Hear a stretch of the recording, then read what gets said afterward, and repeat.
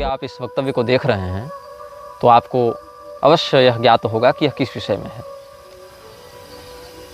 आप इस वक्तव्य को देखने से पूर्व डाउनलोड कर लें तो ज़्यादा अच्छा होगा, क्योंकि इस वक्तव्य को मिटाया जा सकता है और इस वक्तव्य के प्रसारण पर रोक भी लगाई जा सकती है। इस पूरी श्रृंखला के ऊपर भी प्रतिबंध लग सकता है। अतएव आप समस्त दर्शकों को हम यह परामर्श देंगे कि इस वक्तव्य को और इस श्रृंखला के सभी वक्तव्यों को आप डाउनलोड करके अपने पास सुरक्षित कर लें। आप इस चलचित्र श्रृंखला को अपने फेसबुक, यूट्यूब या अन्य समाचार माध्यमों में, सामाजिक माध्यमों में पुनः प्रकाशित भी कर सकते हैं, रीअपलोड भी कर सकते हैं। और साथ ही साथ हम इस बात के लिए आपको सतर्क कर दें, इस श्रृंखला में जिन विषयों पर हम चर्चा करेंगे, जिन बातों को हम अभिव्यक्त करेंगे, जो बातें हम आपको बताएंगे, वो बातें आपके जीवन शैली को, समाज और संसार को देखने के दृष्टिकोण पर बहुत ही प्रभावी असर डाल सकते हैं, बहुत ही प्रभावित रूप से आपको क्षुब्ध कर सकते हैं, आपकी मानसिक स्थिति को असंतुलित कर सकते हैं। इसीलिए निर्भयतापूर्वक, धैर्य के साथ आप इन चलचित्रों को देखेंगे। हम इन समस्त चलचित्रों के माध्यम से आप सभी लोगों को एक ऐसे संकट के प्रति जागरूक करना चाहते हैं जो आपके साथ निरंतर बना हुआ है, लेकिन आपको उसका बोध नहीं है। वो संकट आपके जन्म से लेकर आपकी मृत्यु तक जुड़ा हुआ है और आपके जीवन पर उसका जो प्रभाव पड़ता है, उससे आपकी पारलौकिक गति भी बिल्कुल स्पष्ट रूप से प्रभावित होती है। हो सकता है आप इस श्रृंखला को देखने के बाद जिन लोगों को नायक मानते हों उनको खलनायक मानने लगें, जिन लोगों को आप बुरा मानते थे वो आपकी दृष्टि में अच्छे लगने लगें। हो सकता है जो आपके लिए श्रद्धेय हों, अब इस श्रृंखला के बाद वो आपके लिए उन लोगों की छवियाँ बिगड़ जाएं, उन लोगों की छवियाँ नकारात्मक हो जाएं। हम जिस व्यक्ति के विषय में चर्चा करना चाहते हैं वो व्यक्ति यह जानता है कि हम चर्चा कर रहे हैं, वो जानता है कि आप उससे सुन रहे हैं, वो जानता है कि आप उसके बारे में जानना चाहते हैं। वो देख रहा है आपको, वो सुन रहा है आपको, वो समझ रहा है आपको और प्रभावित कर रहा है आपको। इस विश्व के सैन्य शक्ति, आर्थिक शक्ति, राजनीतिक शक्ति, शैक्षणिक शक्ति और बहुत से प्रकार के तकनीक, विज्ञान और आविष्कारों के पीछे जो सत्ताएं हैं, वो समस्त सत्ताएं जिस शक्ति के लिए कार्य कर रही हैं, जिस व्यक्ति के अनुशासन को मान रही हैं, चाहे यह जानते हुए पर भी कि हम किसके लिए काम कर रहे हैं या न जानते हुए, कुछ भय से, कुछ लोभ से, कुछ अज्ञान से, लेकिन उसके विरुद्ध जाने का साहस कोई नहीं करता। जो करते हैं वो या तो चुप करा दिए जाते हैं अस्थायी रूप से, या फिर चुप करा दिए जाते हैं हमेशा के लिए। इस व्यक्ति के प्रभाव से बचने के लिए कोई हथियार नहीं है, कोई शस्त्र नहीं है जिसको आप हाथ में लेकर खड़े हो जाएं तो ये आपसे डर जाएगा। इसकी शक्ति शारीरिक से अधिक मानसिक है। ये कई दिनों से नहीं, कई महीनों से नहीं, कई वर्षों से नहीं, कई शताब्दियों से जीवित है। इसका कोई निश्चित शरीर नहीं है, इसका रहने का कोई निश्चित स्थान नहीं है, इसका कोई निश्चित नाम नहीं है। कुछ लोग इसको शैतान कहते हैं, कुछ इसे लूसीफर कहते हैं, कुछ इसे सरपेंट कहते हैं, कुछ इसे बैफोमेट कहते हैं, कुछ इसे डेविल कहते हैं, कुछ डार्क प्रिंस कहते हैं, कुछ लोग इसे दज्जाल कहते हैं, कुछ लोग इसे अपोलियन कहते हैं, कुछ मैमन कहते हैं, कुछ लीगन कहते हैं, कुछ अजाजल कहते हैं, कुछ मेफिस्टोफिलिस कहते हैं। लेकिन वह नाम जो इससे सबसे अधिक प्रिय है वो है बीलजीबब। बीलजीबब जो है वो एक म्लेच्छ भाषा का शब्द है जिसका अर्थ होता है मक्खियों का राजा। मक्खियों का अर्थ है इसके एजेंट, इसके गुलाम, जो इसके लिए मक्खियों के समान है। आपने एंटमैन फिल्म देखी होगी। एंटमैन फिल्म में क्या होता है, चींटियों के माध्यम से बड़े बड़े युद्ध लड़कर वो जीत जाता है। चींटियाँ देखने में छोटी हैं, लेकिन अगर एकजुट होकर कोई कार्य करें तो उसका प्रभाव बहुत अधिक होता है। इसलिए छोटी सी छोटी चींटियों का समूह भी अगर किसी बड़े वृक्ष के अंदर प्रविष्ट हो जाए, उसकी पूरी जड़ को खोखली करके बड़े से बड़े वृक्ष को धराशायी कर देती है। बड़े से बड़े पर्वतों को वह चींटियाँ छोटे छोटे धूल में परिवर्तित करने का, छोटे छोटे धूल के कणों में परिवर्तित करने का साहस रखती हैं। आप एक कल्पना करके देखें, इस विश्व के 3 अरब म्लेच्छ एक ही दिशा की ओर मुख करके एक निश्चित समय पर, एक निश्चित शब्दावली में, एक निश्चित विधान से अगर किसी विषय का चिंतन कर रहे हैं, चाहे आप उसको नमाज कह लें या अजान कह लें या जो कह लें, अरबों की संख्या में एक विशाल जन समुदाय पूरे विश्व में एक निश्चित दिशा की ओर देखता हुआ, एक निश्चित विधान से, एक निश्चित शब्दावली का उच्चारण करता हुआ अगर कुछ कह रहा है तो ब्रह्मांड पर, आपके परिवेश पर उसका क्या प्रभाव पड़ता है।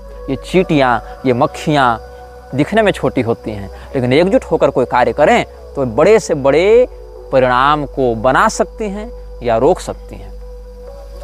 तो जो नाम इसे सबसे अधिक प्रिय है, ऐसे मैं बताऊं, ये सीधे सीधे इस्लाम की बात नहीं, ये सीधे सीधे ईसाइयत की बात नहीं, ये सीधे सीधे यहूदियों की या हिंदुओं की बात नहीं, ये बात है न्याय, धर्म, सत्य, अन्याय, अधर्म और असत्य, इन्हीं दो पक्षों की, चाहे वो किसी भी रूप में आपके समक्ष प्रस्तुत हो। तो जो नाम इसे सबसे अधिक प्रिय है उसको कहते हैं बेल्ज़ेबब। बेल्ज़ेबब का अर्थ है मक्खियों का राजा, ऐसे इसको प्रिंस ऑफ डार्कनेस भी कहते हैं। अलग अलग सभ्यताओं ने इसे अलग अलग नामों से पुकारा और इसे अपने नाम, अपने जगह, अपने शरीर बदलने में बड़ा आनंद आता है। ये कहाँ उत्पन्न हुआ, कब से है, इसके विषय में कुछ निश्चित नहीं कहा जा सकता, मैं भी नहीं कह सकता। मैं इसके बारे में सब कुछ जानता हूँ ये मैं दावा नहीं करता, क्योंकि मैं जो बातें आपको बता रहा हूँ इस बात का भी संज्ञान इसे है। अब आप पूछेंगे कि ये आपको रोकता क्यों नहीं, क्योंकि ये जानता है कि मेरे बताए गए वक्तव्यों से इसके अस्तित्व पर कोई प्रभाव नहीं पड़ेगा। ये इतनी बड़ी सत्ता है कि मेरे कहे हुए शब्दों से इसको प्रभाव नहीं पड़ेगा, आपके सुनने से इसको प्रभाव नहीं पड़ेगा, आपके द्वारा दिए जा रहे प्रयासों से, आपके द्वारा दिए जा रहे परिश्रमों से इसकी सत्ता क्षुब्ध नहीं होगी, इसकी सत्ता प्रभावित नहीं होगी। कुछ लोग इसे अस्मोडियस कहते हैं। मैंने इसके कुछ नाम अपने शोध से व्यक्त किए हैं, कुछ अपनी साधना से व्यक्त किए हैं। मेरे कथनों में एक बड़ा अंश मेरे अध्ययन का होगा, एक बड़ा अंश मेरी साधना का होगा, एक बड़ा अंश उन विशेषज्ञों से बैठकों का होगा जिनके साथ मिलकर हमने इस विषय में शोध किया है। कुछ लोग इसे अजाजिल कहते हैं, कुछ बेफोमेट कहते हैं, कुछ सेखमेट कहते हैं, कुछ बेहमत कहते हैं, कुछ समेरियस कहते हैं, कुछ मार्दुक कहते हैं। और आप एक फिल्म देखे होंगे थुम्बाड़, जिसमें एक शैतान होता है जिसका नाम था हस्तर। आपको लगता है फिल्में केवल डायरेक्टर्स या स्क्रिप्ट राइटर्स की कल्पना से बनती हैं, ऐसा नहीं है। उन कल्पनाओं की प्रेरणा देने वाली शक्तियाँ प्रयास करती हैं कि समाज में इन नामों की लोग चर्चा करें, और जिसके नाम की अधिकाधिक चर्चा होती है उसकी शक्तियाँ भी बढ़ती हैं। तो इसका एक नाम है अस्तर, इसी नाम को थोड़ा सा बदल कर दिया गया हस्तर। तो अस्तर जो है ये भी इसके अनेक नामों में से एक नाम है।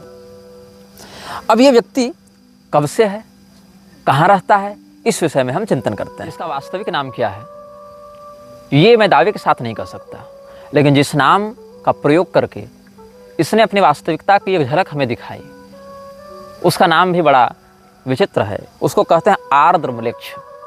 आदिम्लेच्छ नहीं, आर्द्रम्लेच्छ। हम सुविधा के लिए आपके सामने इसका नाम बताएंगे म्लेच्छराज, क्योंकि इसके वास्तविक नामों का उच्चारण करने से इसकी शक्तियाँ बढ़ती हैं, और हम चाहते नहीं कि इस श्रृंखला में इसके नाम का बार बार प्रयोग करके हम इसकी शक्तियों को अपने ही ऊर्जा प्रदान कर करके विस्तृत करें। आपने हैरी पॉटर फिल्म देखी होगी, वहाँ वोल्डेमॉर्ट का एक किरदार था, the one who can't be named. उसका नाम लेने से लोग डरते थे। मैं डरता नहीं हूँ, इसीलिए श्रृंखला को निर्गत कर रहा हूँ, लेकिन मैं ये बात आपको अवश्य बता दूँ कि इसके वास्तविक नामों का आप जितना कम प्रयोग करें उतना अच्छा है। वास्तविक नाम है आर्द्रम्लेच्छ, लेकिन आप अच्छे से समझ जाएं, इसके लिए हम इसके नाम का प्रयोग करेंगे म्लेच्छराज के रूप में। इसका एक नाम आहरिमान भी है। आहरिमान और आर्द्रम्लेच्छ दोनों इसका वास्तविक नाम है। आहरिमान आर्द्रम्लेच्छ इसका नाम है, आर्द्रम्लेच्छ इसका सरनेम है, आहरिमान इसका नाम है। तो आहरिमान आर्द्रम्लेच्छ ये इसका पूरा नाम है, first name and last name. तो ये व्यक्ति कहाँ रहता है, ये अभी जिस प्रारूप में चल रहा है, जिस प्रकार की गतिविधियों को लेकर चल रहा है, इस प्रकार की गतिविधियां ये 800 वर्षों से कर रहा है। ऐसा नहीं है कि 800 वर्ष पहले से जिंदा है, ये जिंदा उससे पहले से, उससे बहुत पहले से जिंदा है, लेकिन उससे पहले ये अपने शरीर जल्दी जल्दी नहीं बदलता था, उससे पहले ये अपना घर जल्दी जल्दी नहीं बदलता था, क्योंकि विश्व की जनसंख्या और विश्व की तकनीक, संचार माध्यम बहुत पीछे थे, बहुत कम थे। जैसे जैसे तकनीक बढ़ती है और जैसे जैसे जनसंख्या बढ़ती है, उतनी शीघ्रता से इसको अपना शरीर बदलना होता है, उतनी शीघ्रता से इसको अपना ठिकाना बदलना होता है। तो पिछले, मतलब आप समझ लें कि अगर आधुनिक काल गणना के अनुसार माने तो ईसा की पहली शताब्दी से लेकर ईसा की 12वीं शताब्दी में 1200 वर्षों में इसने अपने ठिकाने 8 से 10 बार बदले, और इधर 800 वर्षों में इसने अपने ठिकाने लगभग 10 बार बदले। हर 2 पीढ़ियों में ये अपना ठिकाना बदल रहा है, जिसमें 4 ठिकाने इसने पिछले 80 वर्षों में बदले हैं। क्योंकि इन 80 वर्षों में तकनीक का विकास अधिक हुआ, संचार माध्यमों का विकास अधिक हुआ, यातायात माध्यमों का विकास अधिक हुआ। इसीलिए समय अनुसार ये प्रयास करता है कि विश्व की जनसंख्या को ऐसे बिंदु पर आकर रोका जाता रहे कि इसको बारंबार अपना स्थान और अपना शरीर न बदलना पड़े। क्योंकि जितने अधिक लोग बढ़ेंगे उतने अधिक विचारें बढ़ेंगे, उतनी विचारधाराएं बढ़ेंगी। विचारों की बढ़ोतरी से हर व्यक्ति की मानसिकता पर प्रविष्ट होकर उसको नियंत्रित करना कठिन होने लगता है, सर्वर लोड बढ़ता है। इसीलिए कम हो लेकिन वफादार गुलाम हो हमारे, तो ऐसे लोग इसको अधिक प्रिय हैं। मैं जिस स्थान पर बैठकर ये बात कह रहा हूँ, उस स्थान पर मैं 29 जुलाई 2015 की रात को भी बैठा हुआ था। क्यों? क्योंकि मुझे धमकी आई थी इसी मलेच्छराज के कुछ गुलामों से, जो मेरा अपहरण करना चाहते थे। और तब हम अपने घर से लगभग 1280 किलोमीटर दूर इस जगह पर बैठे थे। समय था रात के 7 बजे और दिनांक था 29 जुलाई 2015। अब मैं ये बताता हूँ कि ये रहता कहाँ है। सबसे पुराना ठिकाना जो हमें इसका प्राप्त हुआ था वो था तुर्की में। तुर्की में एक जगह है जिसको आज प्लूटोज गेट के नाम से जाना जाता है। प्लूटोज गेट डेनिजली प्रोविंस में है, जो तुर्की में है। यहाँ पर लगभग ये 150 वर्षों तक रहा और 150 वर्षों तक इसने किया अपनी शक्तियों को बढ़ाया। सक्रिय तब भी था, लेकिन अपनी शक्तियों को इतना बढ़ाया कि ये सामाजिक सम्मोहन कर सके। कितने लोगों तक? लगभग 2 से 3 हजार लोगों की भीड़ को एक लक्ष्य के प्रति मानसिक रूप से सम्मोहित कर सके, ऐसी इसकी योजना थी और जिसमें ये सफल हुआ। इसके बाद इसने अपना ठिकाना बदला। इसके बाद इसने अपना ठिकाना बनाया इजराइल के बगल में। अब वो फ़लस्तीन है या वो इजराइल है, इस विवाद में हम नहीं पड़ेंगे क्योंकि ये झगड़े का विषय है। लेकिन इजराइल हो या फ़लस्तीन हो, इसने जेरिको या जेरिचो, जो भी इसका उच्चारण भाषा में किया जाता है, JERICHO, जेरिचो या जेरिको, जहाँ तक जेरिको होना चाहिए उच्चारण, ये फ़लस्तीन का प्रांत माना जाता रहा है या इजराइल का प्रांत माना जाता रहा है। ये विवादित विषय है, लेकिन इसने अपना ठिकाना यहीं पर बनाया। अभी इस वीडियो क्लिप में 4 मिनट की रिकॉर्डिंग हमारी नहीं हो पाई थी किसी तकनीकी खराबी के कारण। इस श्रृंखला की घोषणा जब हमने की थी, उसी समय से हमारे फ़ोन पर ऑटोमेटिक फीड्स में कुछ ऐसी बातें स्वयं आ रही हैं जो कि ऑफलाइन बातें हैं। ऐसा नहीं कि मैं कुछ नेट पर सर्च कर रहा हूँ या कुछ मैं ट्रेलर रिलीज कर रहा हूँ तो उसका एल्गोरिदम पकड़कर कुछ सजेशंस मिल रहे हैं, ऐसा नहीं है। मतलब बिल्कुल ऑफलाइन तरीके से भी जिस मोबाइल से वाईफाई या सिम कनेक्टेड नहीं है, उन मोबाइल्स पर भी कुछ सर्च करने पर, फोल्डर पर भी सर्च करने पर, ड्राइव में भी सर्च करने पर कुछ ऐसी बातें अप्रत्याशित रूप से सामने आ रही हैं जो कि हमारी संज्ञान में नहीं थी। और अभी क्या हुआ कि जब मैं इस क्लिप की दूसरी प्रति बना रहा था, एक दूसरा भाग अब रिकॉर्ड कर रहा था, तो लगभग 5 मिनट रिकॉर्डिंग होने के बाद वो स्वयं कैमरा बंद हुआ और उसके बाद वो रिकॉर्डिंग स्वयं मिट गई। इसीलिए हम इस वक्तव्य को पुनः रिकॉर्ड कर रहे हैं। ठीक है, तो हम बता रहे थे आपको कि वो भाग जो इजराइल और फिलिस्तीन के मध्य विवादित है, जेरिको जिसको कहा जाता है, वहाँ पर इसने बहुत तपस्या की और ये जीसस का समकालीन समय था। तो जीसस का जन्म जो है वो इसके उद्देश्य को पूर्ण करने के लिए तो नहीं हुआ था, लेकिन अंततः इसने जीसस के उद्देश्य में अपना उद्देश्य घुसा दिया और वो काम किया जो काम जीसस नहीं चाहता था। मैं जीसस का महिमामंडन नहीं कर रहा, जीसस को प्रोत्साहित नहीं कर रहा, जीसस की वकालत नहीं कर रहा। मैं बस ये बता रहा हूँ कि जीसस से जब इसकी मुलाकात हुई थी तो जीसस ने अपने अनुयायियों को सतर्क किया था। जॉन 14:30 में आप इसका प्रमाण देख सकते हैं। जीसस ने इसके आगमन की बात कही थी। जीसस जानता था कि आ रहा है, जीसस को अपने वश में लेने के लिए, और जीसस ने अपने अनुयायियों को सतर्क किया और कहा था कि विश्व का शासक आ रहा है, लेकिन उसका शासन मुझ पर नहीं चलता, क्योंकि कोई भी संपदा हो, चाहे दिव्य संपदा हो चाहे आसुरी संपदा हो, जब वो दिव्य संपदा या आसुरी संपदा का कोई व्यक्तित्व जन्म लेता है इस संसार में जिसका व्यापक प्रभाव जनमानस पर पड़ेगा, तो वह व्यक्ति बहुत प्रबल ग्रह दशा के साथ युक्त होकर आता है। तो अगर वो आसुरी व्यक्ति है तो दिव्य संपदा वहाँ हस्तक्षेप जल्दी नहीं कर पाती है, या अगर वो दिव्य संपदा से युक्त है तो आसुरी शक्ति वहाँ हस्तक्षेप नहीं कर पाती है। और कई बार ऐसा होता है कि दिव्य में दिव्य का हस्तक्षेप और आसुरी में आसुरी का हस्तक्षेप भी नहीं हो सकता है। जैसे कि राजा उत्तानपाद के पुत्र ध्रुव जब तपस्या करते थे तो देवताओं ने बड़ी माया दिखाई, वहाँ दोनों दिव्य संपदा है लेकिन असर नहीं कर पाई। यहाँ पर आसुरी संपदा में देखें, रावण और निवात कवच राक्षसों के बीच में युद्ध हुआ है, दोनों आसुरी संपदा के हैं, लेकिन निवात कवचों की आसुरी शक्तियाँ रावण के ऊपर हावी नहीं हो पाई। तो यहाँ पर दोनों मृक्ष शक्तियाँ टकराई हैं, लेकिन मृक्षराज उस समय, जो आर्द्र मृक्ष है, वो उस समय अहरिमान का शासन जीसस पर नहीं चल पाया। इसलिए जॉन 14:30 में जीसस ने कहा अपने अनुयायियों को कि I will no longer talk much with you for the ruler of this world is coming. इस विश्व का शासक आ रहा है। तो वह विश्व का शासक गॉड नहीं था, वो उस विश्व के शासक का नाम था आर्द्रम्लेच्छ अहरिमान। और उसने कहा म्लेच्छराज का शासन मेरे ऊपर अभी नहीं चल रहा है, he has no power over me, ये जीसस ने कहा। और जीसस के ऊपर उस समय प्रभाव नहीं पड़ पाया, इसीलिए 300 वर्षों तक म्लेच्छराज ने अपनी तपस्या को बढ़ाया। और कॉन्टेस्टिन के समय जीसस का ब्रांड उठाते हुए, जीसस का नाम लेते हुए कॉन्टेस्टिन के माध्यम से म्लेच्छराज ने अपनी शक्तियों को आगे बढ़ाया। और इसमें उसको 300 वर्षों का समय लगा ताकि विधिवत समाज में अपने विकृति का प्रसारण कर सके। और इस समय वो कहाँ था? उस समय न्यू ऑरलिन्स लुसियाना में था, जहाँ गेट्स ऑफ जीनी है। गेट्स ऑफ जीनी नामक स्थान पर म्लेच्छराज ने 300 वर्ष अपना निवास बनाया। और लुसियाना शहर में, जो कि एक म्लेच्छ प्रांत है, वहाँ पर इसने अपनी शक्तियों को बढ़ाने का काम किया। इसके बाद लगभग हर 100 साल 150 साल में ये अपना स्थान बदलता रहा, जिसमें ये जापान आया और श्रेजान की पहाड़ियों में इसने तपस्या की। फिर ये चीन आया, वहाँ चोंग क्विंग मिंग के पहाड़ी में इसने तपस्या की। फिर ये ग्रीस आया, वहाँ केप मेटापान की गुफाओं में इसने तपस्या की। फिर ये चेज गणराज्य चला गया, जहाँ इसने किला बनाया जिसको होस्का कैसल कहा जाता है। होस्का कैसल में इसने तपस्या की। वो किला 3-4 बार बना है, लेकिन प्रारंभ में उसने म्लेच्छराज ने ही इसकी नींव रखी थी। यहाँ पर ये अभी भी विद्यमान है, इन जगहों पर अभी भी इसके मुख्यालय विद्यमान है। फिर ये इटली में 2 मुख्यालय बनाता है।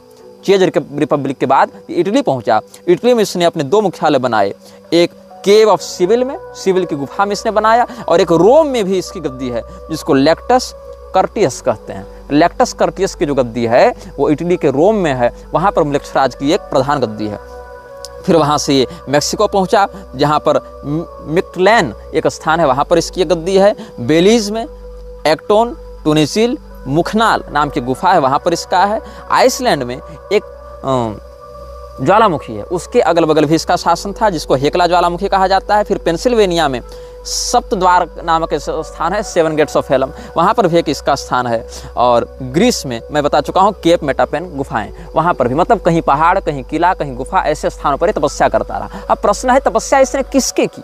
किसी देवता की, किसी भूत की, किसी पिशाच की, किसकी तपस्या की? इसने तपस्या की पश्चिमामनाय तंत्र के मंत्रों की। भगवान महादेव ने भी इस बात का उद्घोष किया है कि विश्व में बढ़ते म्लेच्छ तंत्र में पश्चिमामनाय तंत्र के मंत्रों का बहुत बड़ा हाथ होगा। और पश्चिमामनाय मंत्रों की एक बड़ी ऊर्जा इस्लामिक आतंकवाद को प्रोत्साहित करने में भी लगती है। तो उस मंत्र की उसने आराधना की, साधना की, मंत्राधिष्ठात्री आसुरी शक्तियों की इसने आराधना की। फिर इसने अपने मुख्यालय बनाने आरंभ की। ये तो इसकी कर्मभूमि हो गई। इन स्थानों पर इसने अपनी शक्तियों को बढ़ाया और अपनी शक्तियों को, ये 12वीं शताब्दी तक की बात है। 12वीं शताब्दी के बाद ये आया प्रोवो ऊटा नामक स्थान पर। प्रोवो ऊटा स्थान पर आकर इसने अपनी एक गद्दी स्थापित की, अपना एक मुख्यालय बनाया। फिर ये माल्टा चला गया। माल्टा शहर में जो गोजो द्वीप है, गोजो द्वीप पर इसने कब्जा किया। माल्टा शहर में ये रहा। उसके बाद मैंने जहाँ तक हमारी बुद्धि जा पाई भौतिक और आध्यात्मिक स्थिति से, वहाँ तक हमने इसका शोध किया है। और मैं बताऊँ, फिर ये स्कॉटलैंड गया, वहाँ स्काराब्री नामक स्थान पर ये रहा। फिर ये उत्तरी स्लोवेनिया गया और वहाँ पर पोटोक की गुफाओं में रहा। फिर ये इराक पहुँचा, कुर्दिस्तान इराक के क्षेत्र में इवरिल का सीटाडेल इसने बनवाया, वहाँ पर ये रहा। फिर फ्रांस चला गया, वहाँ पर लेस्कक्स की गुफाओं में रहा। फिर स्पेन के केव ऑफ इल कैस्टेलियो में ये रहा। उसके बाद ये तुर्की आया, गोवेकली टेप में ये रहा। इस प्रकार से अलग अलग स्थानों पर घूमता हुआ अंत में ये पहुंचा कोला प्रायद्वीप। कोला प्रायद्वीप में आज से 50 साल पहले म्लेच्छराज रहता था। जब कोला प्रायद्वीप में वैज्ञानिकों का शोध बढ़ने लगा तो कोला प्रायद्वीप को छोड़कर ये पहुंच गया तुर्कमेनिस्तान के काराकुम रेगिस्तान में। और पिछले 1 साल तक ये तुर्कमेनिस्तान के काराकुम रेगिस्तान में रहता था। अब ये जिस स्थान पर रहता है वो दिखता कैसा है, इसकी झलक अगर मैं कुशल चित्रकार या एनिमे डिजाइनर होता तो आपको मैं दिखा देता, लेकिन मैं असमर्थ हूँ। मैंने AI से इसके घर का डिजाइन बनाने का बहुत प्रयास किया। लगभग मैंने अपने जीवन के 3 दिन दिए, जहाँ तक मेरे पास तकनीकी ज्ञान है, ग्राफिक डिजाइन से मेरे पास, मैंने 3 दिन परिश्रम किया। लेकिन जो मैंने देखा इसके घर का नक्शा वो मैं नहीं दिखा सकता हूँ आपको। मैंने बहुत परिश्रम किया, क्षमा कीजिएगा, मेरे पास वो डाटा नहीं है। मैं बस आपको वर्णन करता हूँ, आप अपने नेत्र बंद करके वो जानकारी को सोचने का प्रयास करें कि आप एक ऐसे स्थान पर हैं जो लगभग आधा किलोमीटर लंबा और आधा किलोमीटर चौड़ा है। मतलब वो स्क्वायर नहीं है, आप ऐसा समझें कि वो आधा किलोमीटर रेडियस का एक गोलाकार क्षेत्र है। उस गोलाकार क्षेत्र के मध्य में एक तल्ले का एक घर है। ये अंडरग्राउंड नहीं है, ये ज़मीन के ऊपर है और उसकी छत एक तरफा स्लोप वाली है। एक तरफा स्लोप वाली उसकी छत है, दो तरफा स्लोप नहीं है, एक तरफा स्लोप है। बिल्कुल काले रंग का घर है। उस घर के ठीक सामने आग जल रही है। कुछ टूटे हुए वाहन हैं, कुछ बिजली के खंभे हैं जहाँ पुराने बल्ब लग रहे हैं और उन बल्बों की रोशनी जहाँ तक है वहाँ तक तो प्रकाश है, लेकिन उसके आगे घुप घना अंधेरा है। और मैं बहुत निर्भय प्रवृत्ति का व्यक्ति हूँ। मैं वन पर्वत इत्यादि में निर्भयतापूर्वक विचरण करता हूँ और उस घर की झलक मैंने लगभग आधे मिनट तक देखी। मैंने स्वयं को वहाँ पर आध्यात्मिक रूप से अनुभव किया, लेकिन वो इतना भयाक्रांत करने वाला दृश्य था। वहाँ कोई भूत प्रेत डरावनी यह कुछ नहीं थी, बस एक घर था काले रंग का, एक अंधेरा परिवेश था, कुछ टूटे वाहन थे और सामने अग्निकुंड था। और इसी दृश्य में इतनी नकारात्मकता थी, इतनी आसुरी तत्वों का उसमें प्रतिष्ठापन था कि मेरे जैसा निर्भय व्यक्ति भी हृदय से कांप गया और उसके आगे देखने का मैं साहस उस समय नहीं कर पाया था।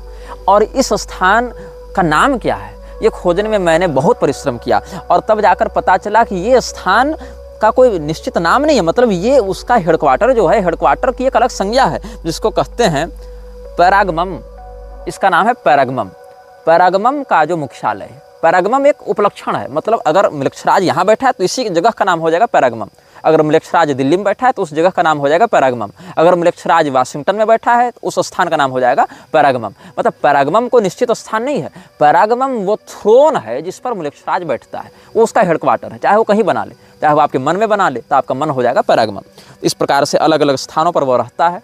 सीरिया में भी इसकी गतिविधियाँ हमने 2017 से 18 के मध्य में देखी थी, अनुभव की थी। मतलब देखी थी मतलब गया नहीं था, अनुभव की थी और एक शाक्त परंपरा के साधक से इसकी पुष्टि भी की थी।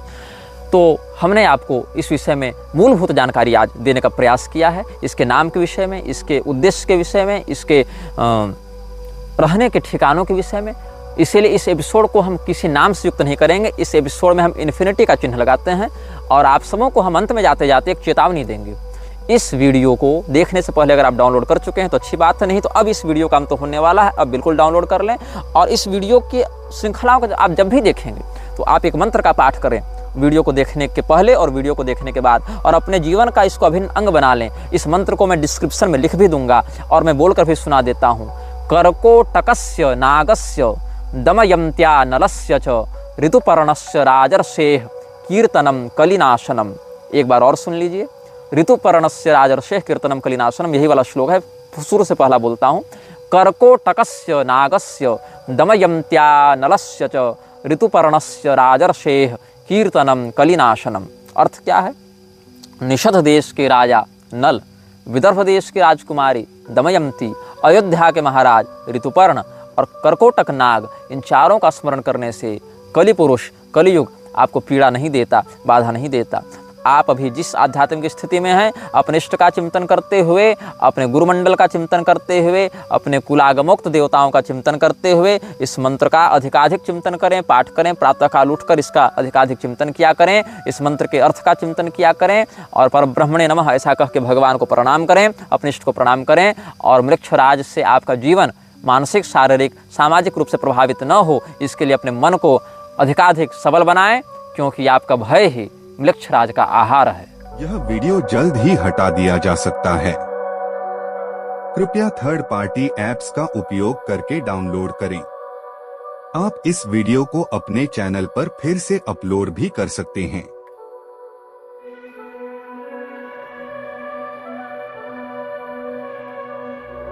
This video may get deleted soon.